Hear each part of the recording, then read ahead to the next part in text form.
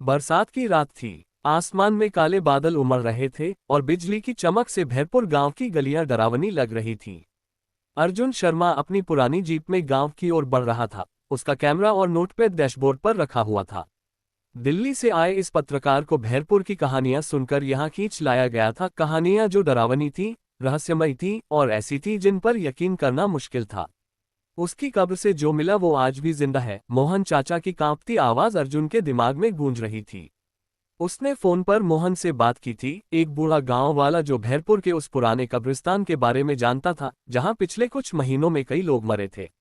अर्जुन ने सोचा शायद ये कोई अंधविश्वास है या फिर कोई सनसनीखेज खबर जो उसके करियर को नई ऊंचाइयों तक ले जाएगी। गांव की सड़कें कीचड़ से सनी थीं। जीप के टायर फिसल रहे थे और हेडलाइट्स की रोशनी में पुरानी हवेली का सायाबान दिखाई दिया। ये हवेली गांव के बाहरी हिस्से में थी, कब्रिस्तान के ठीक बगल में।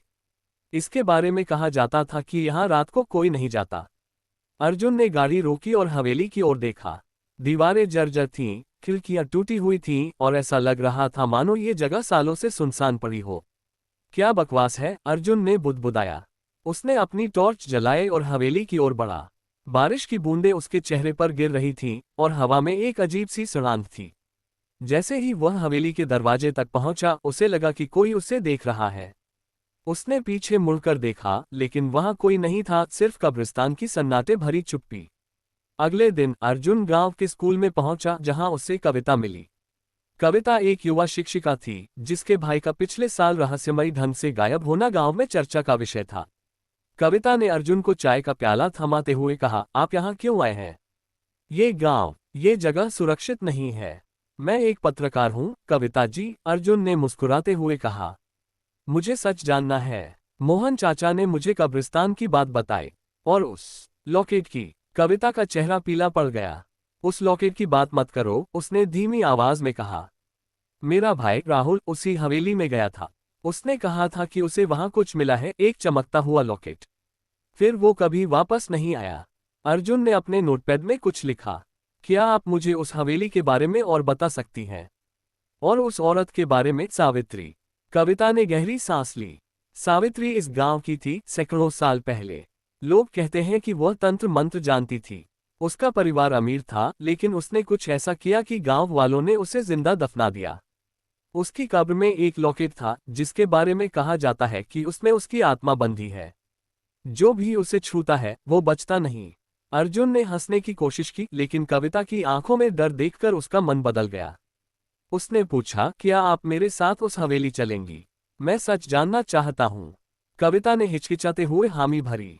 लेकिन सावधान रहना अर्जुन, जो वहां है वो इंसान नहीं है। उसी रात अर्जुन और कविता हवेली के पास पहुंचे। मोहन चाचा ने उन्हें फिर चेतावनी दी थी लेकिन अर्जुन का जिद्दी स्वभाव उसे रोक नहीं सका।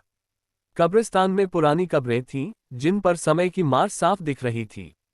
सावित्री की कब्र सबसे पुरानी थी जिस पर कोई नाम नहीं था, सिर्फ एक अजीब सा निशान। अर्जुन ने टॉर्च की रोशनी कब्र पर डाली। यहाँ कुछ है, उसने कहा और कुदाल उठाकर खोदना शुरू किया। कविता ने उसे रोकने की कोशिश की लेकिन अर्जुन नहीं रुका। कुछ ही देर में कुदाल किसी धातु से टकराए।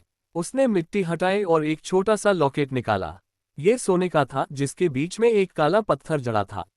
ये वही है, कविता ने कांपते हुए कहा। इसे वापस रख दो अर्जुन। लेकिन इससे पहले कि अर्जुन कुछ कह पाता, हवा ठंडी हो गई। कब्रिस्तान में एक भयानक चीख गूंजी और लॉकेट अर्जुन के हाथ में जलने लगा। उसने उसे फेंक दिया लेकिन लॉकेट हवा में तैरने लगा।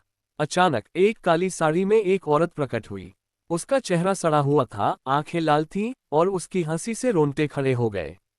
तुमने मुझे जगाया, उसने कहा, उसकी आवाज हवा में गूंज रही थी। अब तुम मेरे हो। अर्जुन और कविता भागे लेकिन हवेली के दरवाजे अपने आप बंद हो गए। लॉकेट उनके पीछे हवा में तैर रहा था और सावित्री की आत्मा उनकी ओर बढ़ रही